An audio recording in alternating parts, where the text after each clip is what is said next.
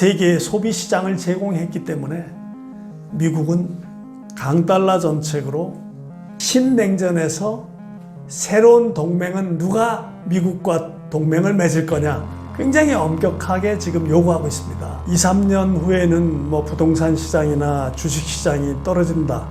월급을 3천만 원 받아서 2,500만 원을 이자 내고 있습니다. 집이 팔리지 않습니다.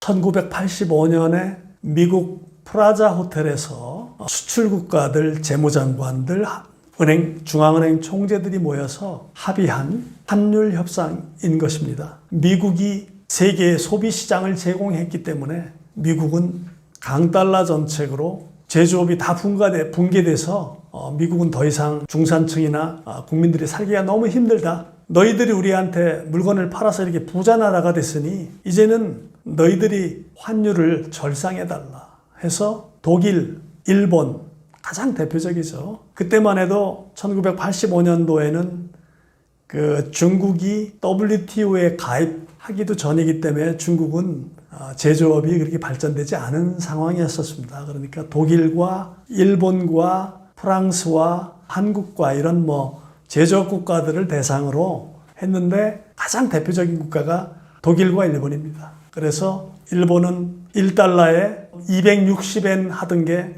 120엔까지 아마 50% 이상 절상됐습니다. 그래서 그때부터 일본은 잃어버린 40년을 맞이했던 것입니다. 폴로리다에 있는 마르라고 트럼프 개인 별장에서 수많은 동맹들을 불러서 우연찮게도 미국은 동맹들한테 사실은 40년 동안 물건을 많이 수입해서 생활한 것입니다. 그렇기 때문에 동맹들이 가지고 있는 그 많은 외환 보유고를 조금 녹이자 하는 40년 전에 도널드 트럼프가 했던 프라자 협상을 제2의 프라자 협상 마르라고 협정을 체결하고자 트럼프가 그걸 주장하고 있는 것입니다. 마르라고 협정은 간단하게 또 다른 각도에서 설명드리면 제2의 프라자 협정이라고 합니다만 이것은 신냉전에서 새로운 동맹은 누가 미국과 동맹을 맺을 거냐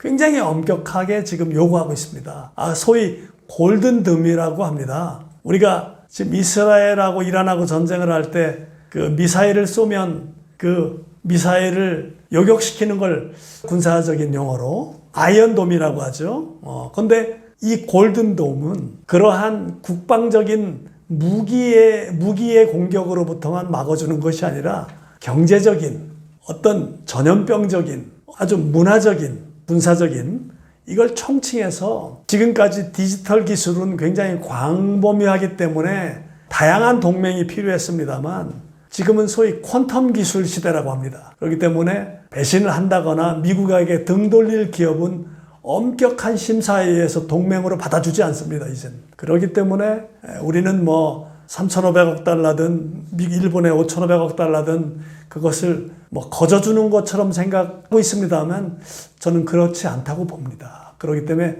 미국의 새로운 생태 기술하고 새로운 동맹이 맺어지는 거기 때문에 또 원금을 회수할 때까지는 우리나라 같은 경우는 이익의 9를 가져가고 미국이 1을 가져가고 일본은 5대5로 이렇게 정해놓고 있는 것은 일단은 새로운 기술에 대한 제조업 부분에 대한 미국에 대한 투자 이것은 그냥 돈을 달라는 것은 아니고 원금을 가져갈 때까지 이익금은 보장을 하고 있기 때문에 우리가 국가를 끌고 가는 그 지도자들은 아주 그 새로운 세계관에 대한 스펙트럼을 굉장히 중요한 그 시점이기 때문에 주도 면밀하게 검토를 해서 제2의 프라자 협정이 신냉전에 새로운 동맹에 들어가느냐 못 들어가느냐 중요하다는 점도 있다는 것을 깊이 깨닫고 거기에 대해서 대처해야 된다고 저는 그렇게 말씀드리고 싶습니다. 그럼 이 마르라고 협정에 사인하는 국가와 사인하지 않는 국가는 어떻게 될까요? 모든 것은 돈 아닙니까? 신의 질서는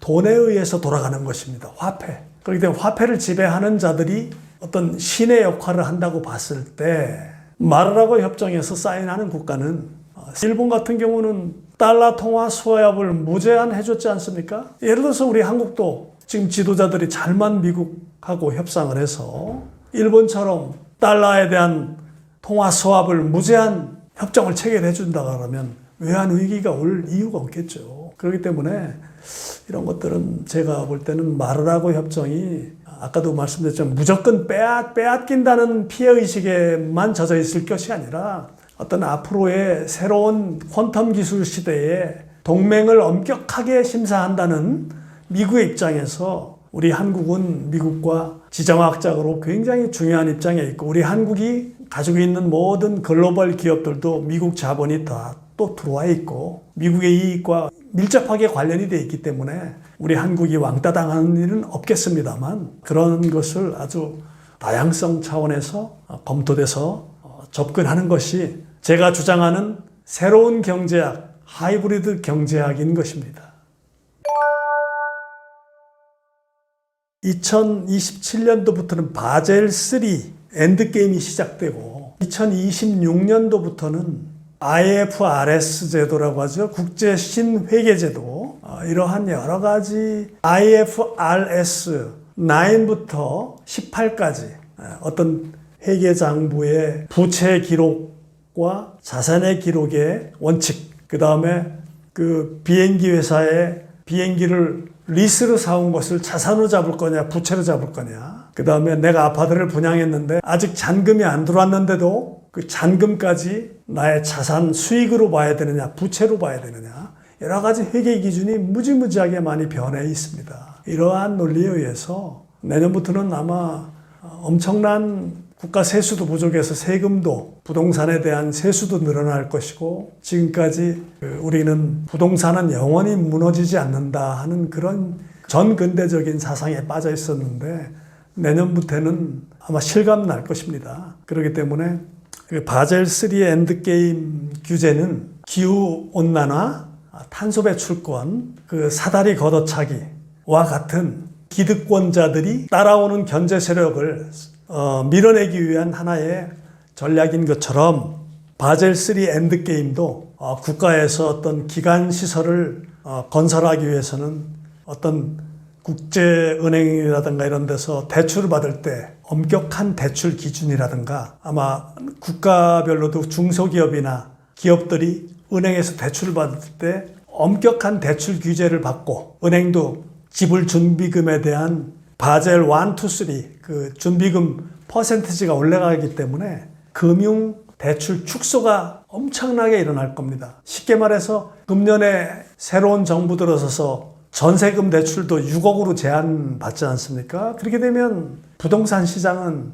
전세금을 발판으로 해서 부동산을 띄우고 했던 그런 세력들이 이제는 거의 내년은 굉장히 힘든 시기를 맞이하게 되고 그렇기 때문에 바젤 3 엔드게임 규제를 주목해야 되는 이유는 이제는 과거처럼 불로소득이 존재하지 않는 사회, 선진국 사회로 우리가 들어가기 때문에 집을 13개씩 사서 100억 부자다 이런 돈 자랑하는 시대는 끝났습니다. 그래서 저는 바젤 3 엔드게임을 주목해야 된다고 제가 주장하고 있는 것입니다.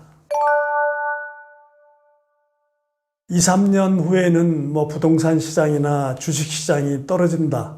이렇게 제가 점쟁이도 아닌데 이렇게 말씀드릴 수 있는 것은 제가 공부했기 때문에 이런 말씀을 드릴 수 있는 겁니다. 예를 들어서 중앙은행에서 0.25% 금리를 인하하고 그러면 금융 인플레이션이 발생해서 사업자나 개인 누구나 싼 이자에 대출을 많이 받아가서 경기가 살아날 것이고 경기가 좋아질 것이고 주식시장도 뜰 것이고 부동산 시장도 더 올라갈 것이다. 우리는 이렇게 경제학을 배웠습니다. 그건 완전히 틀린 겁니다. 그렇기 때문에 제가 2, 3년 후에 주식이나 부동산 시장이나 상업용 부동산이나 하락할 것이다라고 제가 주장하는 것은 정통적인 경제학에서는 그걸 가르치지 않습니다. 우리나라의 소위 스페셜리스트들 전문 직업에 있는 사람들이 은행에서 노후 준비하라고 해서 집을 7개, 13개씩 사놓고 노후 준비 다 끝났다고 100억 부자다, 200억 부자다 돈 자랑하고 다녔었는데 지금 그분들이 지금 엄청난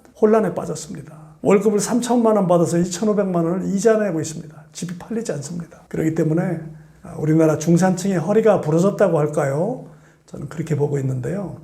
사람들은 아직도 이 집값은 10년 주기로 올라갔었다. 얼마 있으면 집값이 올라갈 것이다. 그래가지고 친척들한테 이자 낼 비용을 다 빌려서 그 주변 사람들도 다 그냥 초토화 만들어 놓고 있습니다. 지금 현재.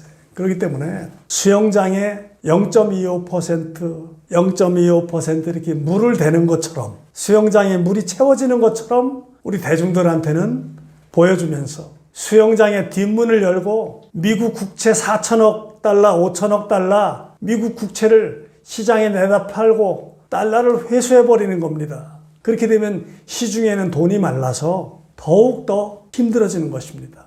그러면 수많은 사람들은 그 집이 다 은행의 경매로 넘어가고 싼 가격에 다 던지겠죠. 소위 그게 양털깎기입니다. 그래서 개인의 자산도 그렇게 은행에서 양털깎기로 싼 가격으로 뺏기기도 하고 국가가 가지고 있는 국부, 미국 국채 가격이라든가 미국의 상업용 부동산이라든가 여러 가지 미국 다우지수에 가서 주식을 사놨다든가 각 국가의 각 연금들의 어떤 포트폴리오에 의해서 미국에 갖다 저축해 놓은 들이 그게 폭락하게 되면 제가 말씀드리는 대로 2, 3년 후 바젤 3 엔드게임이 시작되는 2027년 1월부터 또 내년부터 금융기관의 DSR 제도에 의해서 대출금액 축소, 준비금 상승에 따라서 자산시장은 폭락하게 돼 있다고 저는 말씀드리는 것입니다.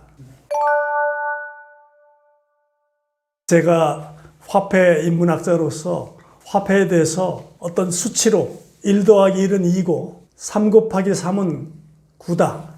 이렇게 딱딱 떨어지게 아마 설명을 해드려야만이 우리가 화폐에 대해서 뭘 배우는 게 있을까 이렇게 생각이 드시겠습니다만 저는 성공학을 강의하는 그런 학자가 아닙니다. 저는 화폐 인문학자로서 제가 화폐에 대한 책을 2권을 저술했습니다만 제 책은 돈이 많은 사람들은 보지 않습니다. 왜 그러냐면 돈이 많기 때문에 볼 필요가 없습니다. 제 책을 봐야 될 사람들은 적당한 돈을 가지고 있는데 내가 앞으로 어떻게 살아야 행복한가를 공부하는 그런 독자들은 제 책을 좀 봐주시기를 저는 대단히 기대하고 있습니다. 왜 그러냐면 화폐에 대한 책은 돈이 없는 사람들은 돈에 대해서 얘기를 하면 들어줄 사람이 별로 없습니다. 왜 그러냐면 성공학 책이 아니거든요. 돈을 다다익선으로 많이 갖는 것만이 행복이 아니라는 것은 여러분들이 다 수많은 철학자들을 통해서 다 아시겠지만 정의로운 화폐는 무엇인가? 아까도 40년 동안 미국에 물건을 갖다 주고 자기가 자기 인생, 자기가 살고 가는 생에서 쓰지 못하고 저축해놨다가 이번에 저주가 되듯이 녹아내리는 거 아니겠습니까? 그렇듯이 저축이라는 의미는 화폐 총량이 존재할 때 저축의 의미가 있는 것입니다. 화폐 총량이 얼마인지도 모르는데 내 저축이 어떤 가치가 있는지는 의미가 없는 것입니다. 그냥 종이다가 그림 그려서 주면 그것은 화폐인 것입니다. 그렇기 때문에 화폐 총량은 얼마여야 되는 것인가? 그걸 따져서 우리가 물어야 됩니다. 그리고 화폐 한도는 한 사람이 가지고 있는 화폐가 60억 명이 가지고 있는 화폐보다 많다면 우리가 화폐는 지난번에서도 말씀드렸듯이 화폐가 인간의 문명의 도구로 탄생한 것인데 한 사람이 그렇게 많이 가지고 있다는 것은 인류의 합의에 위반인 것입니다. 그렇기 때문에 그 화폐는 어떤 속도로 얼마 만에 어떤 속도로 우리 경제에 회전해야 되는가 이런 것도 우리가 질문해야 되고 그 다음에 화폐를 얼마 만에 한 번씩 감가상각할 것인지 어떤 시간에 얼마만큼의 화폐가 늘게 할 것인지